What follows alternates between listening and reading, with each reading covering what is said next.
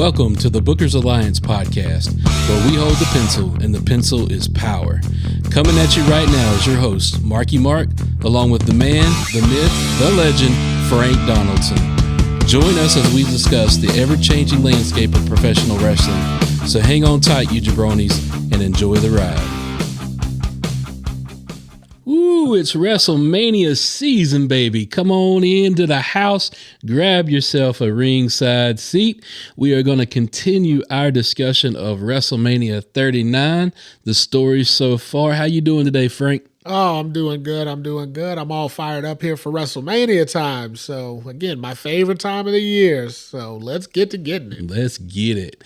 All right. Just want to start out by saying we are recording this a few weeks out. So, things we may talk about, may change as we go along the way. But as we say, this is titled The Story So Far. So, hey, it's the story so far. It's what we know. So far. We're so far, so good. We're a couple weeks out still from WrestleMania. Anxious, ready to go. We got a lot of stuff going on that particular weekend, so we got to start recording here now. Let's give you guys some WrestleMania talk. All right. So we're going to start out with the ladies trio match that has been announced. And, of course, that is Becky Lynch, Trish, and Lita versus Damage Control. What do you got on that, Frank? Oh, well, I mean, you got two of my old-time favorites there with Trish and Lita. I mean, my goodness. What else can you say about that? Those are the quintessential divas from the old school divas era. They're the ones that transcended. They were the bra and panties matches. They were the fluff for a while, and those two were able to transcend themselves ahead. So just anxious to see them here coming back, a little bit more seasoned, as they would call it, but still looking mighty fine, ready to put on a good match. So they are teaming up with Becky Lynch, and of course, Becky Lynch has had her feud with Damage Control, and of course, Damage Control is Io Sky. Io Sky. Io Sky. Io with the former Io Shirai, now Io Sky. And we've got Bayley as part of that team, along with what's the other one there? God only knows. I'll be honest. I lost interest in Damage Control after their initial start at SummerSlam. See, that's the problem that everybody's having with Damage Control. That's how it is. It's like the Brawling Brutes? Dakota Kai. There you go. It's like the Brawling Brutes. I mean, I know Butch. I don't know him as Butch, but he's Butch. And then you got Sheamus. Who's that other guy? I mean, the guy who attempted to put Big E in the retirement home. Yeah, that guy. Yeah, the Big E crippler. Yeah, Rich Holland. There you go. See, same thing. I mean, when you think about it, those guys, but there's just a lot of guys in WWE right now that are just like, who? Huh? Yeah, as Kofi was like, who? Exactly. Who? Oh. So this match has wound up involving the women's tag team titles. So how did that happen? So God only knows. I mean, it's interesting. You think if there was going to be a tag team, championship change, you think it would have went to Trish and Lita, just for old time's sake, I guess you want to call it. But somehow or another, that storyline got funked around in there. And backstage reports were that Trish was in the building, then they weren't using her and they canceled. And somehow or another, it ended up being Becky and Lita, and Trish was a manager, I guess, and then all of a sudden now she's in a trios. Who knows? This storyline is all over the place. Yeah, but they're at least going to get the nostalgia factor, and that's the payoff. That's the pop. That's the payoff of it. Just to be able to find a way to get Trish and Lita on Mania, get the belts surrounding them somewhere. I guess. Yeah. So we could go into a lot more deeper conversation around those tag belts. I'm not going to say Mercedes Moné was right, but so I mean, ever since their inception, they had the original run with Bayley and Sasha, and then from there, those belts have been kind of bungled around and just, fumbled here, fumbled there. But now here we are going into a WrestleMania event, and the belts are just kind of there. Yeah. So come on, Papa Trips, do better. Come on. Let's get these belts with some prestige. Let's get these belts going. Women's movement. We're ready to have another women's movement. There we go. All right. So we're going to move this train right along and talk about Edge versus Finn Balor. And it is Hell in a Cell. Now there's something we can sink our teeth into here. There we go. So the only thing I can't sink my teeth into there, Frank, is this storyline has been going on forever. So this is supposed to be the culmination of it. This is supposed to be the end. This is supposed to be the final episode of it. Me personally, I think we're getting Demon Finn Balor. He had kind of alluded to it on Monday, so I'm really anxious to see a WrestleMania entrance for the Demon. I feel like that's going to be epic. It's going to be Undertaker-esque because we don't have that Undertaker entrance. So, I'm here for it. I'm here for that. Prediction is we get the Edge with the Brood entrance again. We get the Demon Finn Balor. That would be awesome. That would be amazing. I mean, that right there makes that match definitely worth watching.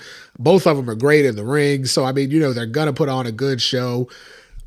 They haven't won against Edge at all, so I kind of feel, and the Demon never loses. I think Demon's only lost one match in WWE. Yeah, and I think this is the redemption arc for the Demon character. I think Triple H protected that character a lot in NXT, and then when Finn got to the main roster, that character just for whatever reason fell off.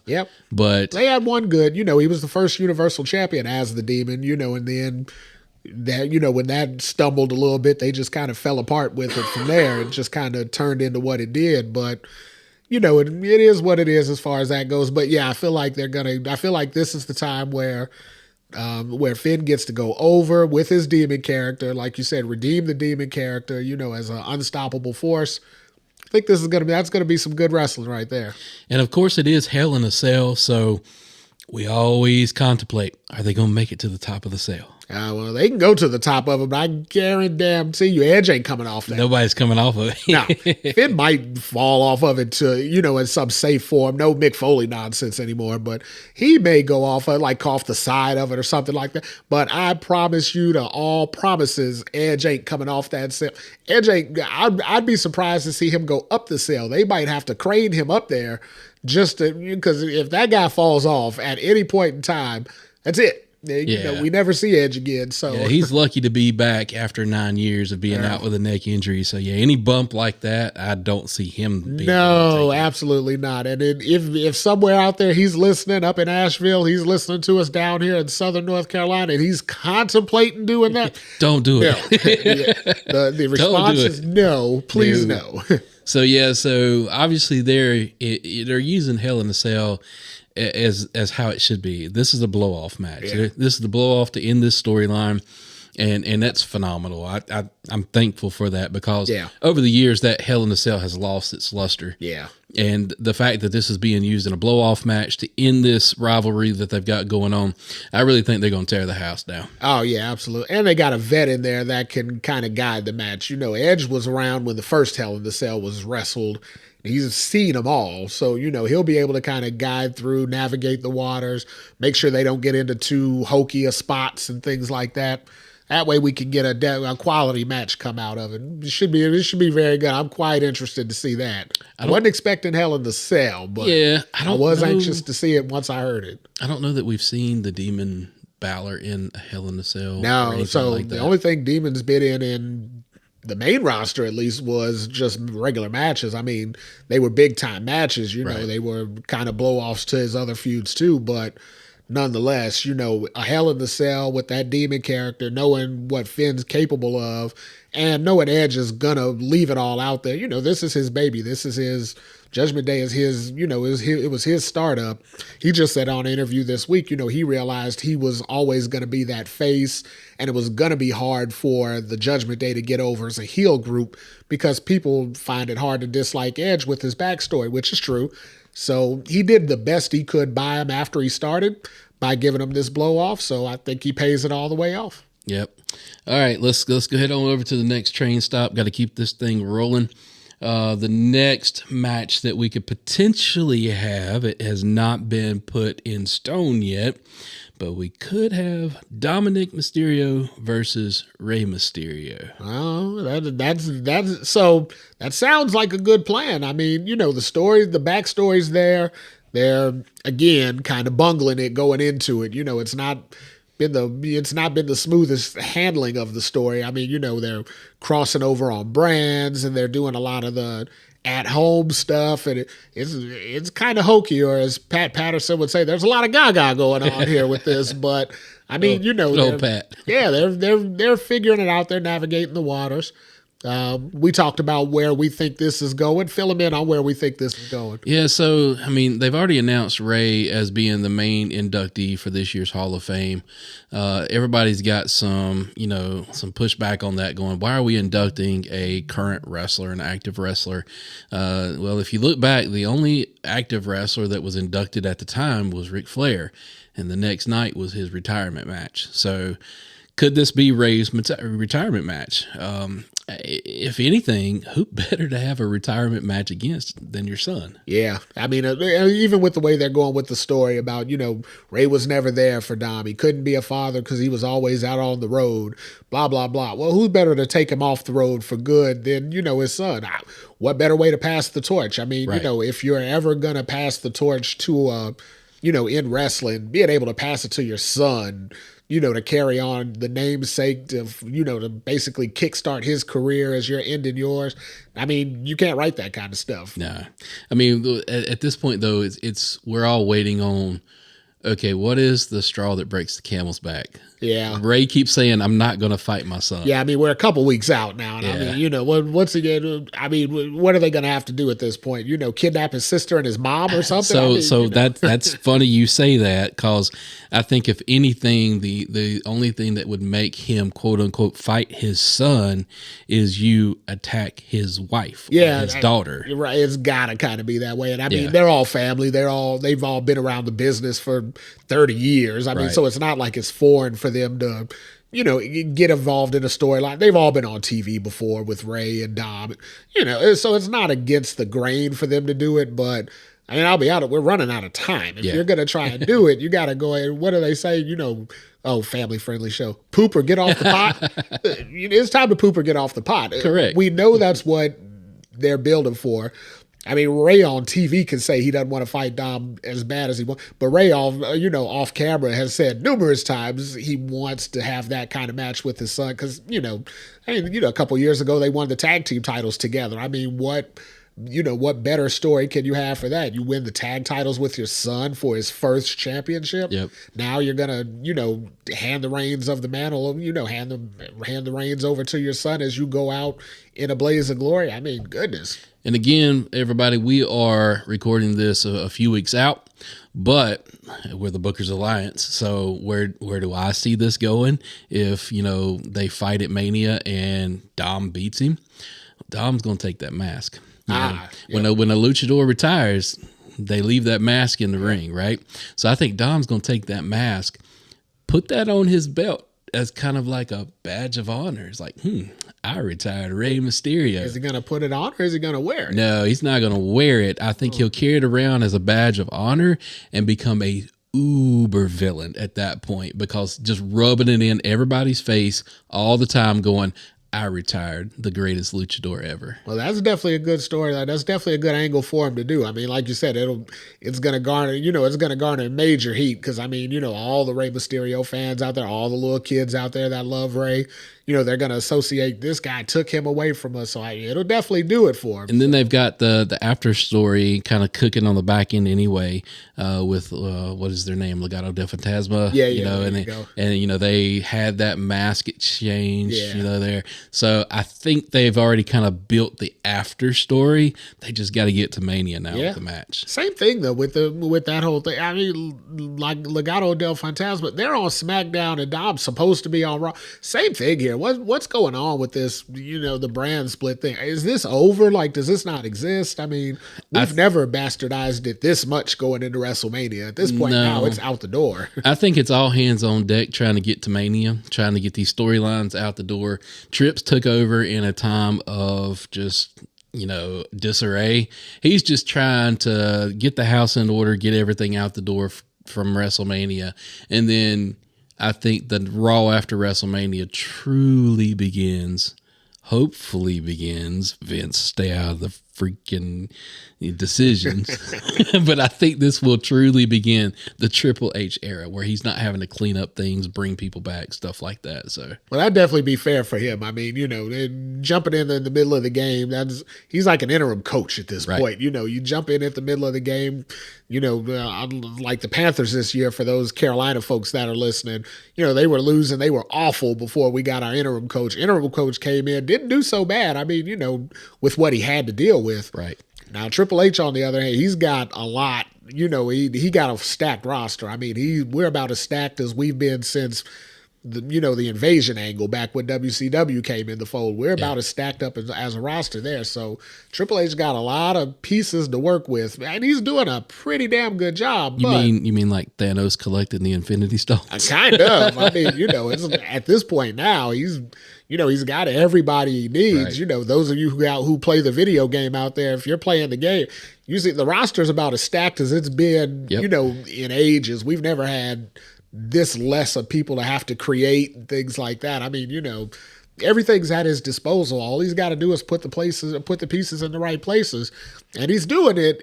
He's just doing it slow. So, all right, let's get back on board. Get the train to the next stop here. Gunther, do I have to call him Gunther? You have to call him Gunther. Have to? Yeah, I mean, does anybody even know? Does anybody even remember Walter? I mean, I do. Well, you remember Walter, and we barely remember Dakota Kai. Jesus, that just tells you how much of an impact Walter had. It definitely does say that. Unfortunately. All right, so Gunther versus Drew / Sheamus. Which one's it going to be? Could it be both of them? Unfortunately, we don't know yet, as this is the story so far. Dude, my hope's a triple threat. So again, like you said, we got the pencil and we got to kind of take lead on this because, the story hadn't developed.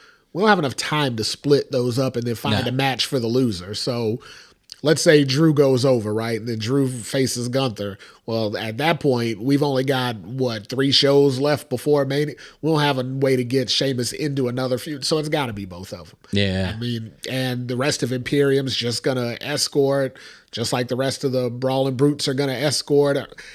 They're just going to kind of be there because there's no time to get those guys into a storyline now. So, and I hate to do this to Drew. But kind of the way that I see this thing going is it's a triple threat at Mania. Drew might win. Then we're going to run it back at Backlash again with a triple threat. And this time Sheamus is finally going to get that last title. You don't see Sheamus winning at Mania? I don't see them giving his Mania moment. I just don't see it. Well, Sheamus had a Mania moment. I mean, he won the world title at and Drew's Mania moment was in the Thunderdome. Yeah, it was in the Thunderdome. No, that was in the Performance Center. When Drew won his title against Brock, that wasn't even, they didn't even have a nice stage set up like the Thunderdome. That was craptola. Yep. So, yeah, he definitely is owed that. I don't know if the IC title is the WrestleMania moment he should be shooting for, considering, but it is what it is. So. Yeah. But I can tell you one thing: with those 3 guys, that's going to be a hard-hitting match. Oh yeah, nobody's going to leave out of there not feeling that. Ain't gonna be no slap of the thigh to hear a punch. Oh no, there's going to be a lot of slapping chests and punching faces, and there's going to be a lot of clanging and banging going on in that. And if it does turn into the triple threat, man, that might be one of the matches that I'm looking forward to. Oh yeah, that'll be quality, man. I mean, those 3 guys all can work. I mean, whatever they're doing with Gunther, God only knows. Unfortunately, they can't do much because, again, the world title's all tied up. Yeah. But Gunther's definitely main event caliber, world title caliber wrestler. So, had in a better situation, he would already be contending for that title. So you got basically 3 world title contenders contending for the only belt they can. Right. So, yeah, you're going to get the equal of a world title match out of those 3, I think. Let's just hope that whatever happens out of Cody and Roman, let's just hope they split those belts before. They either got to split those. I mean, so we still got that gold title floating around. All these different celebrities are still running around with it. It seems like at some point you go ahead and just merge the 2 titles, make it that gold title, and then if you're going to continue the brand split, make a title for Raw. Get something going over there and make it happen. If you're not going to continue the brand split, then then we're back kind of in that same thing because Cody and Roman, no matter how that match ends, they're going to dominate the entire summer fighting over that belt. Yeah. So one way or the other guys are going to have to find that U.S. title and Intercontinental title as their holy grail. So if anything, though, the Roman having two major belts locked up like that, it has elevated the Intercontinental and the U.S. title belt. It has elevated those two belts to be. Making it back to what they used to be. Those used to be the workers' title. Right. And now you've got workers holding those titles. So, I mean, think about it. This year you got John Cena in a U.S. title match. You got Drew, Sheamus, and Gunther in an Intercontinental match. So, I mean, all of those are world title contenders, short of Theory, but he's an actual champion right now. So that's a good way to elevate him up. Yep. So good segue. That's the next stop on the track there is Cena versus Theory. And holy crap, the annihilation of Theory on the mic. He murdered him. I mean, he completely took him out. He cleaned him up, walked him dry, all that. But in reality, it's not fair for them because you got guys like Theory. Cena did the same thing to Roman Reigns a few years ago. Right. He kind of did it to The Rock way back in their feud there because Cena has carte blanche of, I'm just going to say it and ask for forgiveness later, now I'm just going to say it and they're not going to say anything to me, because what can they say? They need me more than he needs them right now. But the Theories and the Romans, they're trying to stick to the script.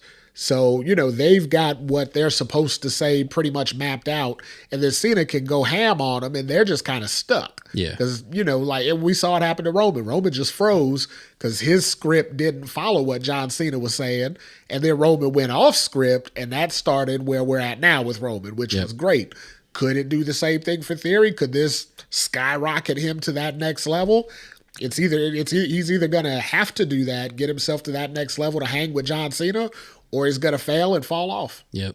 And even though he annihilated him on the mic, I'm not going to say that I disagreed with what he had to say, but God almighty, I mean, everything he said was so scathing. I mean, yeah, it was. And like you said, there was enough truth in it. There were enough elements of truth in it that even if, like you said, if we don't 100% agree with it, you're 50% agreeing with it because not everything he said may be true, but some of it was. Yep. And Theory knew it. That's where the problem comes in at because Theory knew it. Theory's trying to stick to the script, not, go ham on John Cena, and that's where, that's what happens. So, again, poop or get off the pot. Theory's right now. Theory's what do they call it? He's at the cusp of the start of the rest of his career right now. He can either, we're going to break character here. He can either shit the bed or he can literally kill it. He can go in there and hang with Cena, put his shoulders down, put on an A1 5-star match in the Tokyo Dome, blah, blah, blah. Or he could go out there and the moment could just be too big for him and, he freezes under the lights. And if that happens, that's it for Theory. So I don't see Cena going over clean. I don't see Theory going over clean either. I think that there's going to be some type of a disqualification somehow in this match that allows Theory to retain. But I can see that. Cena's a little too big to be taking a clean one. Especially not from a startup. Not from a quote unquote rookie. But I do want to give Theory his dues. I do see the potential in him. I do see. He is pretty good on the mic. He's phenomenal in the ring when you look at his in-ring work and then his look. I mean, you can just looking at him, you could tell why Vince was enamored with him. I mean, you could tell why Vince, put the rocket up his butt in the beginning. I mean, that guy looks like $1 million, like you said. When he gets in the ring, I mean, he's gold. He's what's that guy over in AEW's name? The Jericho Appreciation Society, Sammy Guevara. He's what Sammy Guevara strives to be. That's a great similarity. Yeah. I feel like Sammy looks at Austin Theory and says, "Damn, if I could get over to the main show, I'd be that guy." Because he basically would. Although I gotta give props to Sammy Guevara. That's the only reason I brought him up now. He's doing so much better than Theory in the dating. I know. I knew where you were going there. I don't even know who Theory's dating.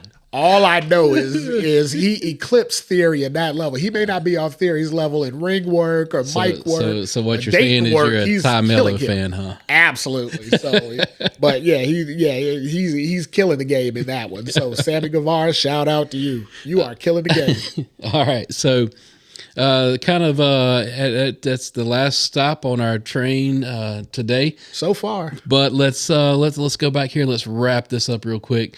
Ladies trio match. Who you got? I'm going Trish, Lita, and Becky. I mean, Okay.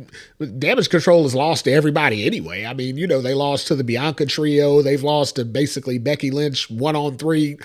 They've lost to everybody. Why not go ahead and put those shoulders down for the vets? So you think Lita's going to continue the long range program here with Becky as tag champ? Absolutely not. The day after WrestleMania, they're going to drop it then. If not the day after WrestleMania, before May 1st, they won't be champs no more. Okay. I see Trish and Lita on WrestleMania alone only, and after that, I see that not lasting much longer. I'm going to agree with you on there. I think the nostalgia gets the win there on that match.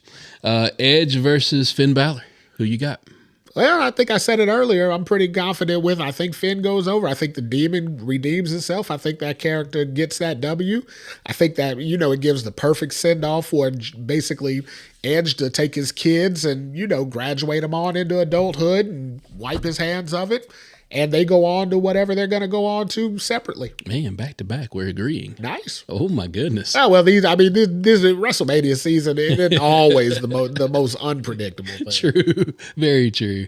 All right, Dom versus Ray. Who you got? Same thing, kind of the same story. I mean, I think Judgment Day has a clean sweep here. So, because I picked Rhea last week, I think, and I had to go back and listen to that episode. You guys that are listening, go back to that episode last week and see what I picked on that. Now I'm starting to want, as the story develops, it starts to flip flop here and there. But no, I feel like Judgment Day gets a clean sweep because, I mean, they're hot right now. I mean, their stories are hot. They're putting them in the right position to kind of elevate them to that next level, fresh out of Mania. I feel like they pick up the W. Yep, I think Dom retires his father. Yep, so absolutely. There we go. All right, Gunther versus Drew or Sheamus or a triple threat. Who you got? So I'm calling for a triple threat. And I think this is going to be one of those ones that we break on because I still think it's Sheamus. I mean, I feel like it's time. The only story they've touted in this whole three-way dance is the strife between Drew and Sheamus and the fact that Sheamus never won the title. That's the only story they have. So if you cheat Sheamus out of the title, then what was the point of that story? Yep. So I'm going with Drew, as stated earlier. So we definitely differ on that one. And then Cena versus Theory. I said Theory by disqualification. This is who my pick is. Who's your pick? I think Theory goes over with the A-Town down. I think we instead of an AA, I think we go A-Town this year. So I think we're gonna get an A-Town down. I think Cena's gonna give him. I think Cena's gonna give him the rub. What's the point of him coming back? Just for this couple of weeks, not to give the guy the rub. Could Theory go over with the AA? Nah, we saw him break out of STFU or that's true. I'm sorry, the PC STF. That's always going to be the STF. Yeah, we saw him break that out the other day. But I mean, yeah, this time I think me personally, I think we see A-Town down, no AA. All right. So there we go, everybody. That's the story so far, according to us, the Bookers Alliance.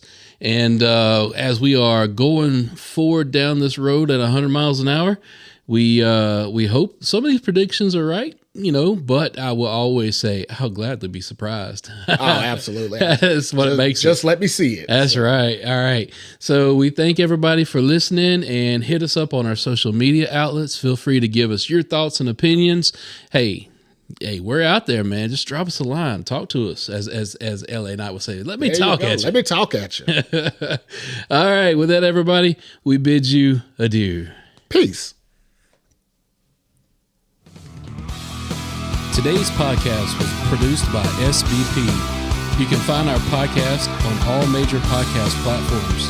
Also connect with us on our social media accounts. Search for the Bookers Alliance on Facebook, Twitter, and Instagram.